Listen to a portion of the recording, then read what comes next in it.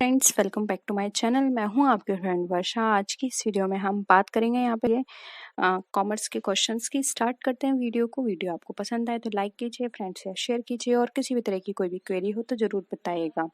Start करते हैं, आप लोग आ जाइए।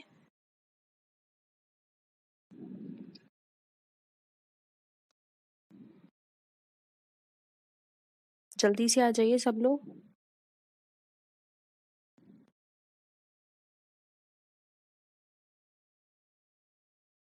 देखिए, Which one of the following is not the object of preparing fund flow statement? अब इसमें से कौन सा ऑब्जेक्ट यानी कि कारण नहीं है फंड फ्लो स्टेटमेंट को तैयार करने का। फर्स्ट ऑप्शन है to show the result of current financial statement. Second है to show how journal expansion on business has been financed. Third है to show the earnings of the business over a period of time, and fourth है to illustrate the relationship between profits from operation on the one hand and raising of new capital or contracting term loan on the other hand। बताइए।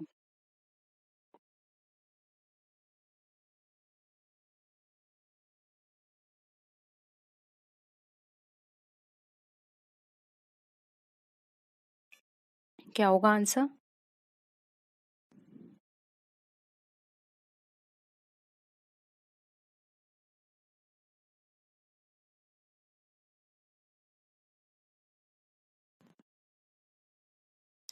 देखिए, right answer हो जाएगा D. किसी भी operation से profits जो भी निकल कर आ रहे हैं उनके बीच रिलेशन दिखाना, या फिर न्यू कैपिटल से कितना रेज हो रहा है, इन सब के बारे में बताना एक फंड फ्लो स्टेटमेंट का काम नहीं होता। इसका काम होता है सिर्फ करंट फाइनेंशियल पोजीशन बताना, क्योंकि यहाँ पे फंड की हम बात कर रहे हैं, और साथ ही साथ ये बताना कि एक बिजनेस पर एक जर्नल एक्सपेंशन कितना चाहिए, उसके लिए कितना फाइनेंस की जरूरत है। देखिए, फंड फ्लो स्टेटमेंट का मेन पर्पस यह होता है कि कितना फंड चाहिए हमारे पास, कितना फंड है, या फिर कितना फंड कहीं और इन्वेस्ट करना है, यानी फंड से रिलेटेड सारी चीजें इसमें देखी जाती हैं। लेकिन यहाँ तो रिलेशन की बात कर रहे हैं, तो ये इसलिए यहाँ पे ऑप्शन 4 बिल्कुल रॉन्ग है। ये इसका ऑब्जेक्ट नहीं है फंड फ्लो स्टेटमेंट को प्रिपेयर करने का। ठीक है, नेक्स्ट है On 1st January 1995, the plant and machinery was rupees valued 18,000, and on 31st December 1945, it was valued at 1,20,000 rupees. 10,000 were written off as depreciation during the year. This will result in, बताइए। Solve करिए पहले इसको।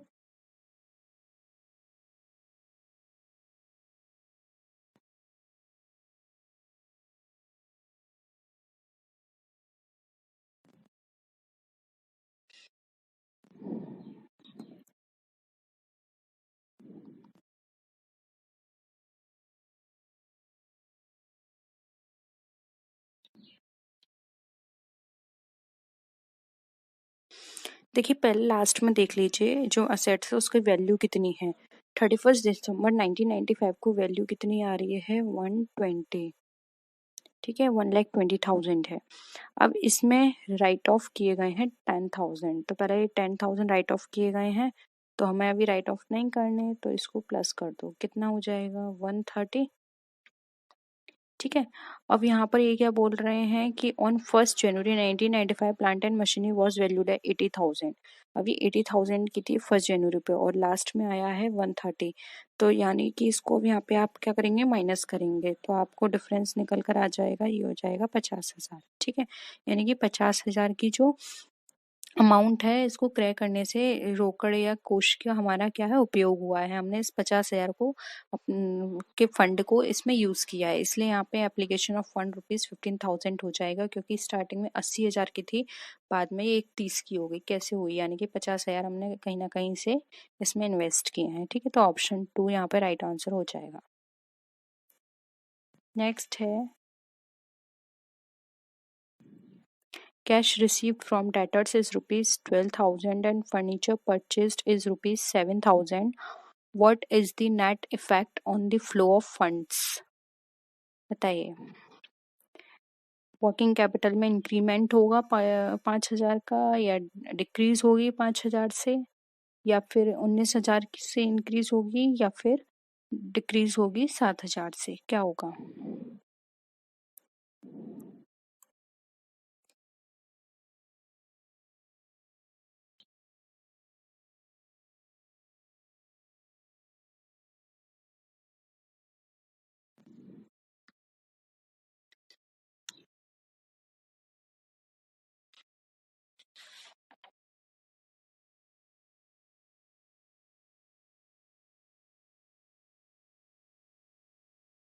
जल्दी बताइए answer.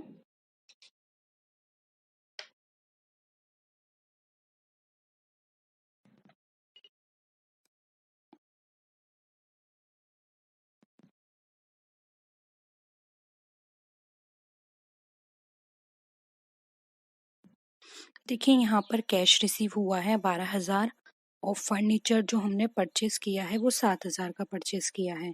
ठीक है, तो यहाँ पे कैश हमारा गया कितने का, 7,000 का, और 12,000 हमारे रिसीव हुए हैं। ठीक है, तो यहाँ पर 12,000 और 7,000, देखिए दोनों एक दूसरे को प्रभाव को यहाँ पे खत्म कर रहे हैं। ठीक है, तो जो फर्नीचर हमने क्रय किया है वो व्यावसायिक नेचर का है, यानी कि वो बिजनेस नेचर का है, और जो रोकर हमने ये यूज की है वो यहाँ पर हमारे क्या है, फंड कम कर रही है। इसलिए जो फंड कम कर रही है तो ये तो इससे रिलेटेड है, यानी कि इससे तो हमारा कोई लेना देना नहीं है। तो हमारा जो यहाँ पर डिक्रीमेंट होगा, जो कार्यशील पूंजी में कमी आई है वो किससे आई है, 7,000 से। तो ऑप्शन 4 यहाँ पे हमारा राइट आंसर हो जाएगा। ठीक है, समझ में आ गया।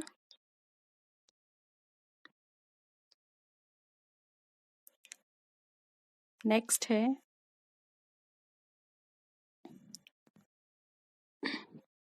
a company shall not proceed to allot shares until the beginning of which day from the date of the issue of the prospectus। बताइए।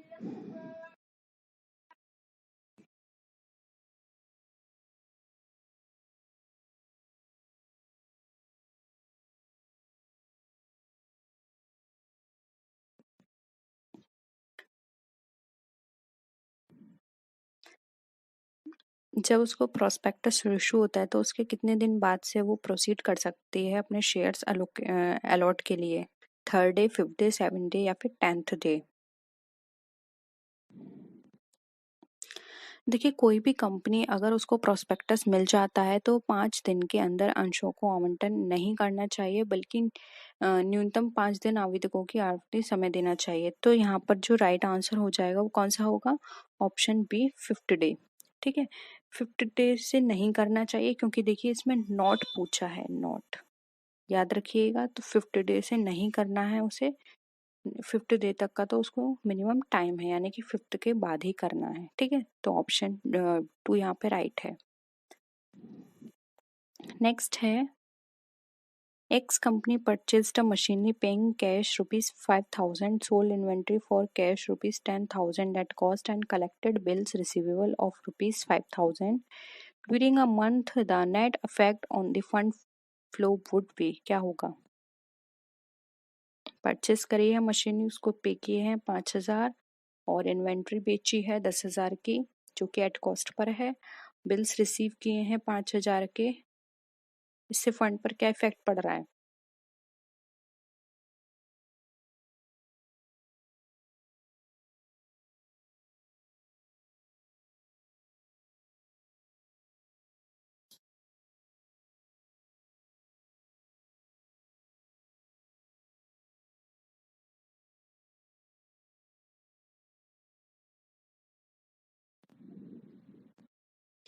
देखिए यहाँ पर ऑप्शन 3 राइट आंसर हो जाएगा। उसने 50,000 का यूज किया है क्योंकि देखिए ये तो उसके पास आए हैं, 10,000 आए हैं और 5,000 ही आए हैं, लेकिन फंड जो उसने यूज किया है वो किया है 50,000 का। देखिए यहाँ पे 50,000 कर लीजिएगा, ये 50,000 है। ठीक है, मशीन जो उसने परचेज किया, मशीन ने 50,000 की किया, तो यानी कि मशीन परचेज किया तो उसने पे भी किया होगा।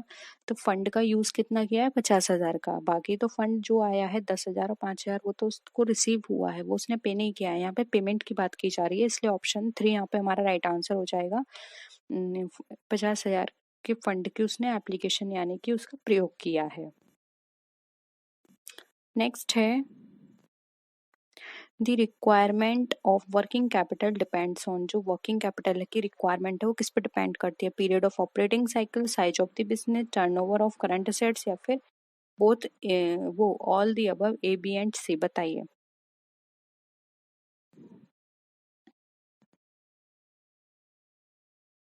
देखिए, जब हमने थ्योरी पढ़ी थी तब हमने बताया था कि ये जो वर्किंग कैपिटल होती है वो हमारी सब चीज़ों पे डिपेंड करती है। कंपनी के अंदर टेक्नोलॉजी कौन सी यूज़ हो रही है, कंपनी के अंदर कितनी लेबर है, कंपनी के अंदर मशीनरी कितनी है, उसका साइज कितना है, इन सब पे डिपेंड करती है। उसका लाइफ साइकिल कितना है, लाइफ साइकिल से मतलब उसका प्रोडक्शन साइकिल से है, ठीक है? तो ये सब चीज़ों पे डिपेंड करती है, इसलिए यहाँ पे ऑप्शन 4 हमारा राइट आंसर हो जाएगा, ठीक है? नेक्स्ट है, while preparing fund flow statement, an increase in working capital is regarded as application of fund, sources of fund, neither application nor source of fund, both application as well as source of fund. बताइए।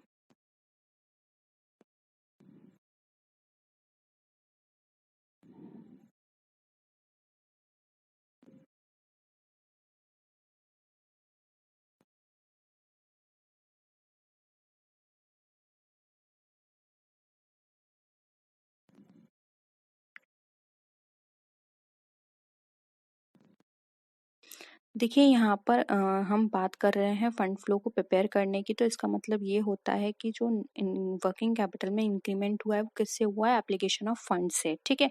तो option A यहाँ पे right answer हो जाएगा। Source of fund से कैसे increment होगा, नहीं होगा, ये भी नहीं होगा इसका आंसर, एंड ये भी। सिर्फ एप्लीकेशन ऑफ फंड से उसकी वर्किंग कैपिटल बढ़ेगी अगर फंड हमें रिसीव होता है तो, ठीक है? तो यहाँ पे ऑप्शन ए यहाँ पे हमारा राइट आंसर हो जाएगा।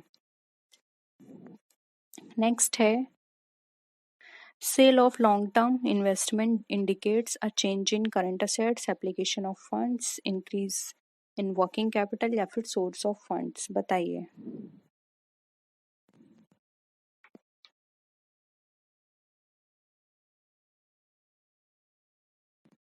जब हम कोई भी लॉन्ग टर्म इन्वेस्टमेंट को सेल करते हैं तो उससे हमें क्या रिसीव होता है, फंड, ठीक है? तो करंट असेट्स में कोई भी इंक्रीमेंट नहीं हुआ, एप्लीकेशन ऑफ फंड में नहीं हुआ, इंक्रीज इन वर्किंग कैपिटल में नहीं हुआ, ये हमारे सोर्स ऑफ फंड है, यानी कि हमारा पास क्या हुआ, फंड जनरेट हो गया। ये एक तरह से हमारे लिए सोर्स का काम करेगा, इसलिए यहाँ पे ऑप्शन 4 हमारा यहाँ पे करेक्ट है, ठीक है? नेक्स्ट है, if sale are rupees 14,900, gross profit 3,300, net loss is rupees 500, operating expenses पूछे हैं, बताइए।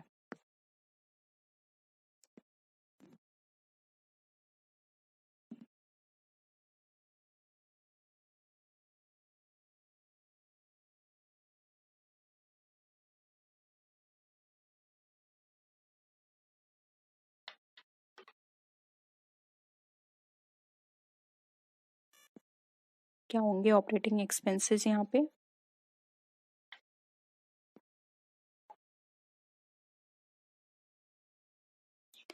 देखिए, ऑपरेटिंग एक्सपेंसेस किस तरह से निकालते हैं। ऑपरेटिंग एक्सपेंसेस के लिए चाहिए हमें ग्रॉस प्रॉफिट और साथ ही साथ हमारा लॉस, अगर नेट लॉस है या फिर नेट प्रॉफिट है, ठीक है? तो देखिए ग्रॉस प्रॉफिट हमारा कितना है, 3,300, ठीक है? और नेट लॉस हमारे पास कितना है, यानी कि ये हमारा माइनस होगा 500, तो ये कितना आ गया, 2,800 आ गया। और यहाँ पर हमें सेल से कोई इसका लेना देना नहीं है, ठीक है? तो यहाँ पर जो इसका आंसर होगा वो क्या हो जाएगा, ऑप्शन यहाँ पर हो जाएगा हमारा, एक मिनट, नेट लॉस दे रखा है हमारा यहाँ पर, तो ऑपरेटिंग एक्सपेंसेस हमारे, ठीक है? तो ऑपरेटिंग एक्सपेंसेस यहाँ पर हमारे कितने हो जाएंगे, ये हो जाएंगे यहाँ पे ऑप्शन जो है ए, जो कि हमारा 2,800, ठीक है? नेक्स्ट है, workers participation in management employees their right to take part in, और जो वर्कर पार्टिसिपेशन मैनेजमेंट है उसका मतलब क्या होता है, किस में भाग लेना होता है, एनुअल जनरल मीटिंग में, प्रॉफिट शेयरिंग में, शेयर होल्डिंग में या फिर डिसीजन मेकिंग में?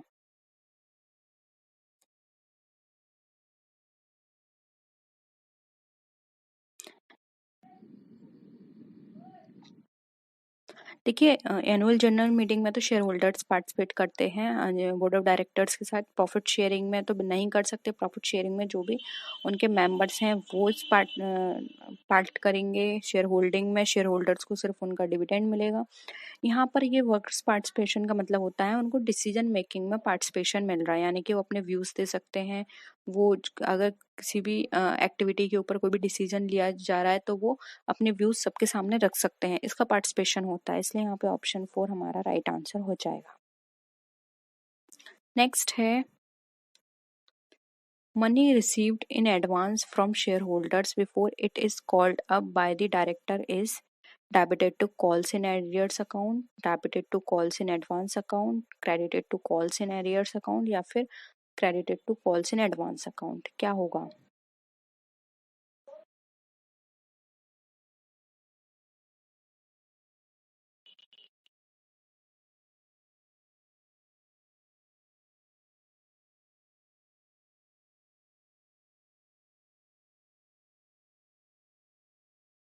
बताइए।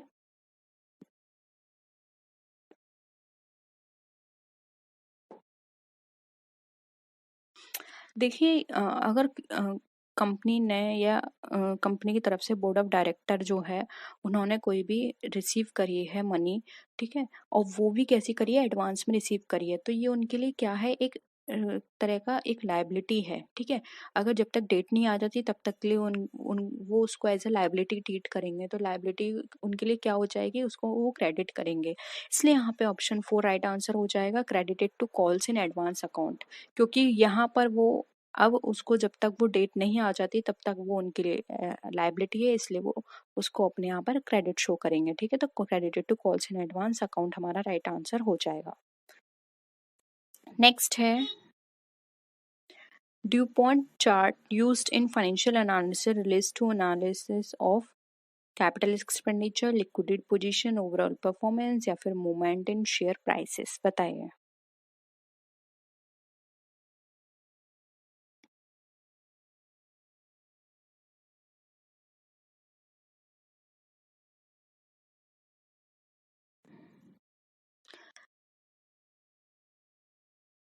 देखिए यहाँ पर अगर हम बात करें ड्यूपॉन्ट एनालिसिस की, तो ये हमें ओवरऑल परफॉर्मेंस बताते हैं हमारी कंपनी की। तो यहाँ पर इसका जो राइट आंसर हो जाएगा 3 राइट आंसर होगा। नेक्स्ट है liquidity of the firm can be measured with the help of the following ratio, current ratio, acid test और quick ratio, cash to current ratio या फिर ऑल ऑफ द अबव। बताइए।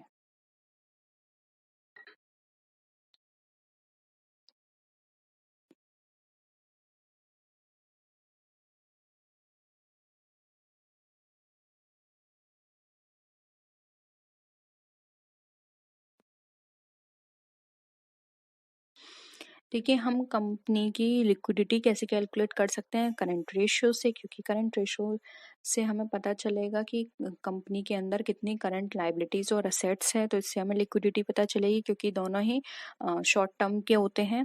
और acid trades ये भी हमारा help करेगा liquidity को फाइंड आउट करने में, और कैश और करंट रेशियो भी होगा, इसलिए ये ओवरऑल सारे ही रेशियो हमें हेल्प करेंगे किसी भी फर्म की लिक्विडिटी को मेजर करने में। तो ऑप्शन 4 यहाँ पे हमारा all of the above right answer हो जाएगा। नेक्स्ट है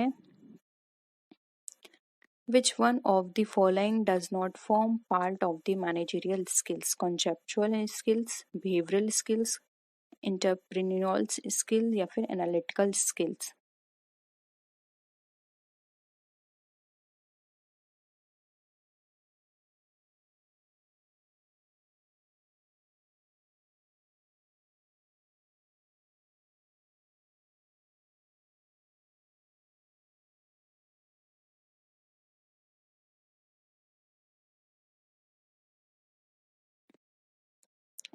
देखिए यहाँ पे मैनेजरियल स्किल की बात की गई है, तो मैनेजरियल में उसके कॉन्सेप्ट आएंगे कि वो कॉन्सेप्चुअली किस तरह से काम करता है, उसका बिहेवियर कैसा है, एनालिटिकल पावर उसकी कैसी है, किस तरह से वो एनालिसिस करते हैं चीज़ों को, प्रॉब्लम्स को।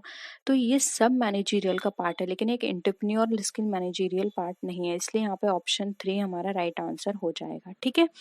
एंटरप्रेन्योर स्किल को छोड़कर बाकी सब हमारी मैनेजरियल स्किल्स के अंदर आती हैं। नेक्स्ट है which of the following is not the responsibility center for control purpose, cost center, profit center, investment center या फिर efficiency center।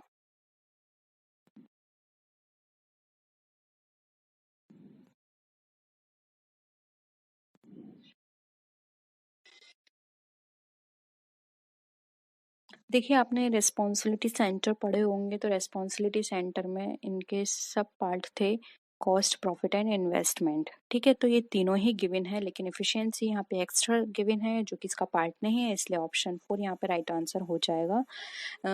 सिर्फ हम कंट्रोल कर सकते हैं 3 चीज़ों को लेकर, एक कॉस्ट को लेकर कंट्रोल कर सकते हैं, प्रॉफिट को लेकर कंट्रोल कर सकते हैं और इन्वेस्टमेंट को लेकर कंट्रोल कर सकते हैं। इसलिए कॉस्ट, प्रॉफिट और इन्वेस्टमेंट ये सारे हमारे हेल्प करते हैं और ये रेस्पॉन्सिबिलिटी सेंटर का पार्ट होते हैं। ठीक है, तो यहाँ पे ऑप्शन 4 जो इसका पार्ट नहीं है करेक्ट आंसर होगा। तो ये थे क्वेश्चंस। होप यहाँ पर आपको सारे क्वेश्चंस क्लियर हैं। कोई भी डाउट हो तो ज़रूर बताइएगा, नेक्स्ट वीडियो में उनको डिस्कस कर लेंगे। और किसी भी तरह की कोई भी क्वेरी हो तो आप कमेंट सेक्शन में भी लिख सकते हैं या फिर टेलीग्राम ग्रुप पर भी जाकर बता सकते हैं। ठीक है, तो नेक्स्ट वीडियो में फिर मिलते हैं और भी अच्छी वीडियोस के साथ। तब तक के लिए टेक केयर, बाय बाय।